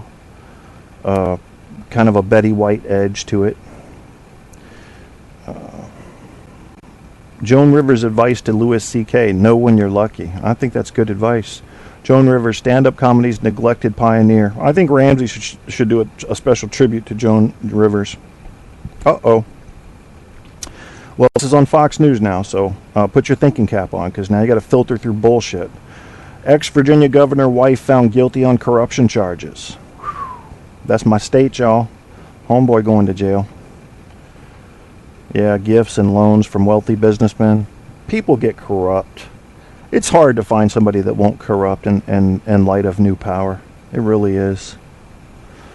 What are their reasons? I mean, you say, oh, maybe it's religion, maybe it's fear of God. Well, fear of God doesn't stop the fucking priest from dinking little boys.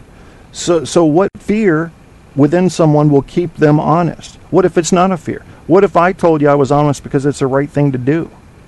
Would you believe me? I wouldn't suggest you do believe me on the surface, but it is true. RAF pilots at risk in Syria. American-British pilots will run the gauntlet of Syrian air defenses if they try to launch airstrikes against ISIS in Syria without the permission of the Assad regime. You guys do know that Assad's regime was gang raping 10-year-olds and then decapitating the rest of the family? You do know that Assad's army was going to certain towns, and they literally would go out on missions to round up 12 and 13-year-old girls to rape and then kill so they couldn't report it to international organizations. And we're talking about helping them right now because ISIS is looking a little more evil because they behead people. What? This is a difficult situation, but you cannot befriend either of these two groups. Not if you're America. Not if you have a conscience at all. Florida child missing, 4 bodies found near home. Wow. Wow. Okay, I'm not bringing that up. Bitcoin promoter pleads guilty to unlicensed use of currency. Uh-oh. 2 U.S. court. You motherfuckers can't spell. I swear to God, the grammar mistakes in news. Who are these editors? Fire them. You think there's an education problem in America? Not only is there, as it's showing up in our editorial failures, but it needs to be corrected or it's going to get worse. Kids are reading these newspapers. And they're going to say, oh, that's the correct way to say it. Update 2. U.S. court invalidates Indiana-Wisconsin gay marriage ban. Judge calls state defense of bans totally implausible.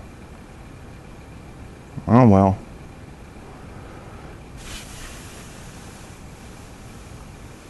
Worst case BP ruling on golf spill means billions more in penalties.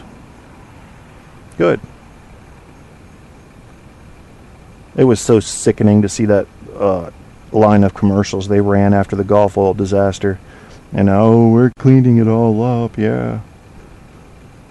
Bullshit. Oregon, Michigan State key matchups, sports. 65 tons, new dinosaur found in Argentina said to be the largest ever to walk, weighing in at 130,000 pounds. 30 feet tall, 85 feet long. Either this is an ancient dinosaur or it's my ex-wife. I don't know which. Looking at the picture, I think it is my ex-wife. Yeah. If you ever feel like there's an earthquake, chances are it's not an earthquake, but my ex-wife fell out of bed. That's what I like to say. I mean, I'm just saying. Well, she asked for it, goddammit. I bet seeing he is in bed with the owner of that site and now on the same server. Uh-oh. RD and Zodiac 12 Andrew are getting to know each other. They're recognizing each other from a very strange past. Uh-oh.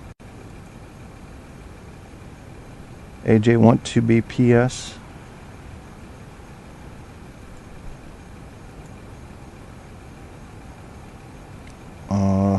Is it cold where you're at? I'll bet it is. Okay, guys, it is now, I started the show at 5. It's almost 7 o'clock. I think we all know what that means. And you don't have to go home, but you can't stay here, that kind of thing.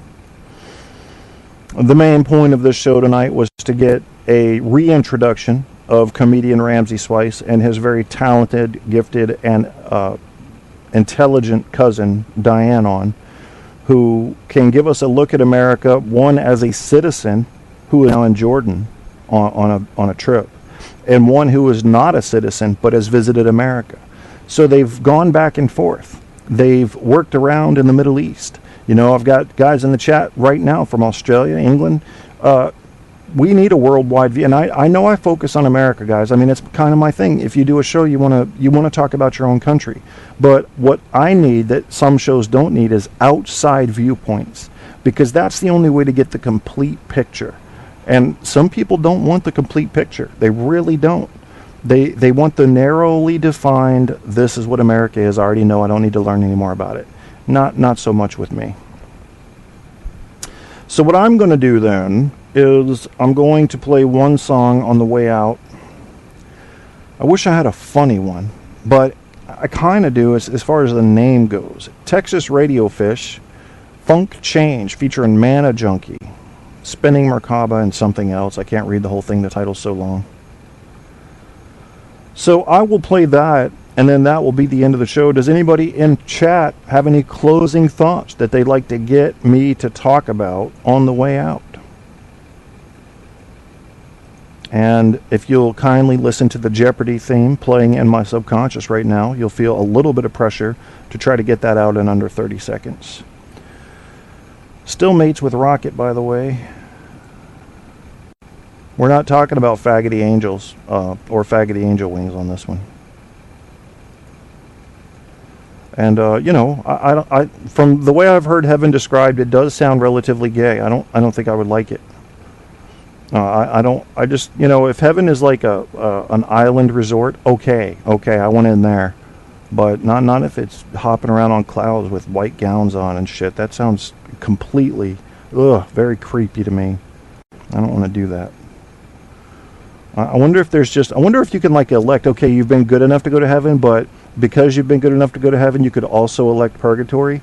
I'll take purgatory if it's just chilling. I mean, because I'm not hopping around on clouds. I'm not doing that.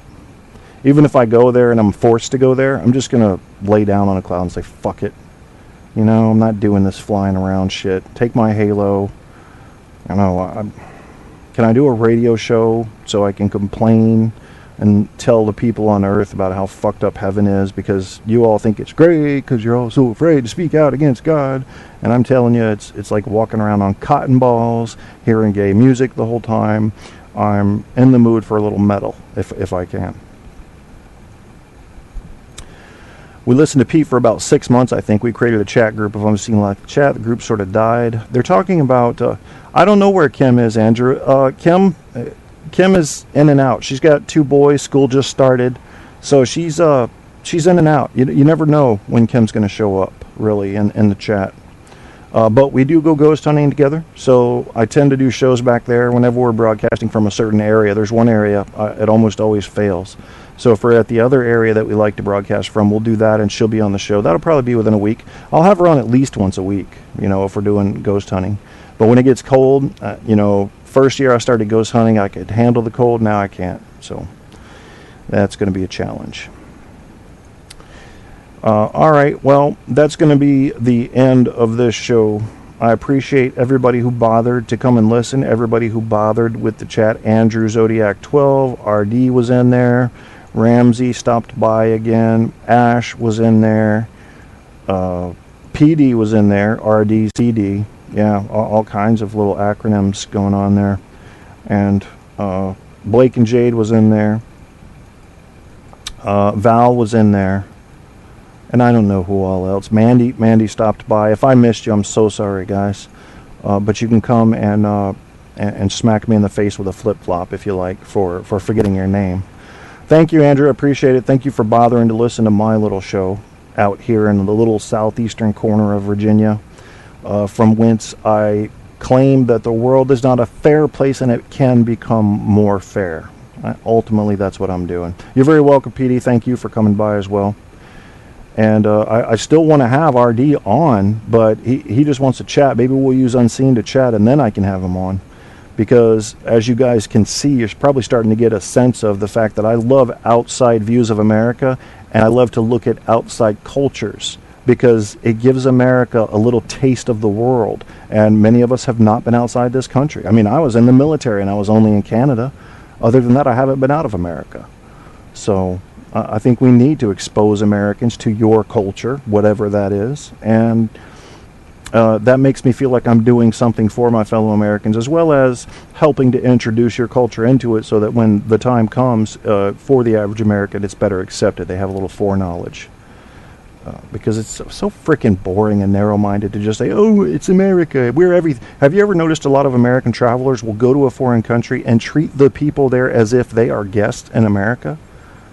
Back that shit up, brother. You're in another country now. It's their turf, their rules. It just bothers me. I would call in, says Andrew, but not this early. Sounding asleep is not good on radio. That's true. Good point, Andrew. What time is it there now, if I may ask? And maybe we could work something out. Because normally I do my shows, I don't know, anywhere between 10 and 2 in the morning. So that would put it probably, I'm guessing, sometime in the late PM for you.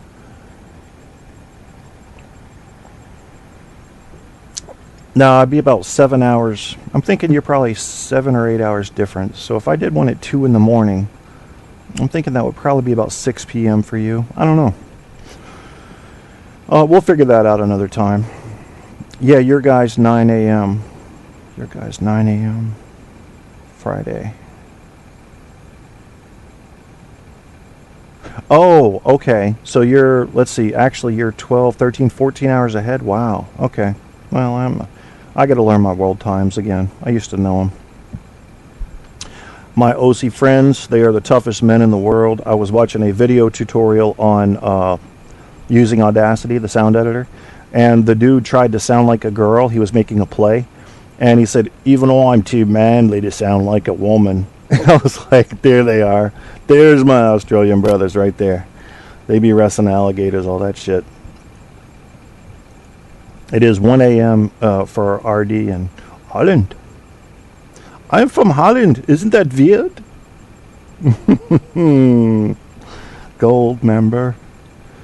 Okay, folks, you're going to hear Texas Radio Fish's Funk Change featuring Mana Junkie, Spinning, Macabre, and something else. And you're not going to hear from me anymore. That is that. So here goes this.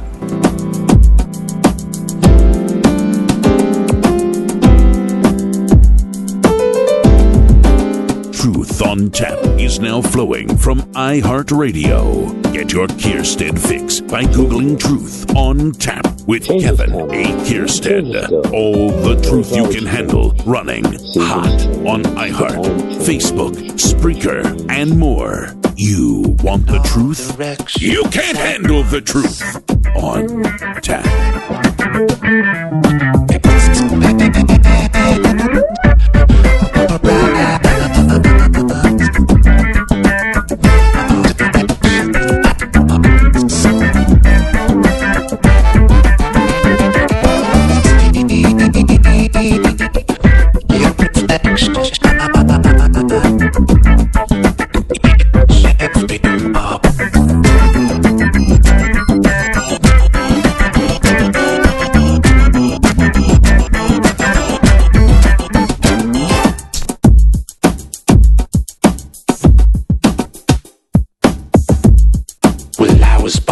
on the wrong side of the tracks. And I never look back. I love enemies. I love monsters that stay right from stand out in the back. The facts. I love my family. I love my enemies. I love the chaos that's burning deep inside of me.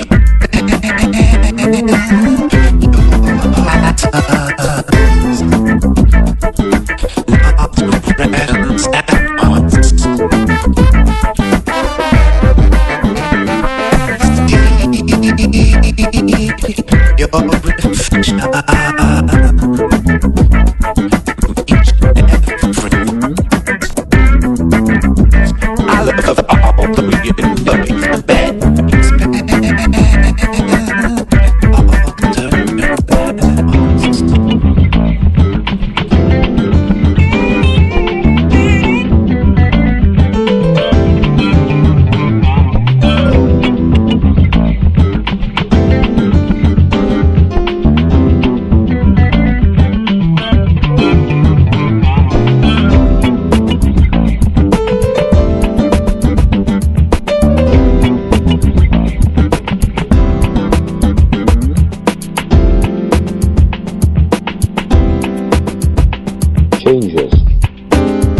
Changes come, and changes go, and there's always change. Seasons change, the time change, people change. In your pocket there is change, and nothing stays the same. Time changes everything, and nothing stays the same per se, but here I am breathing, living my life the way I want to, and I have no one else to blame. Time changes. We change. Change to channel. Change the news. Change something. Or better yet, get the blues. You're listening to Truth on Tap with host Kevin Kierstead.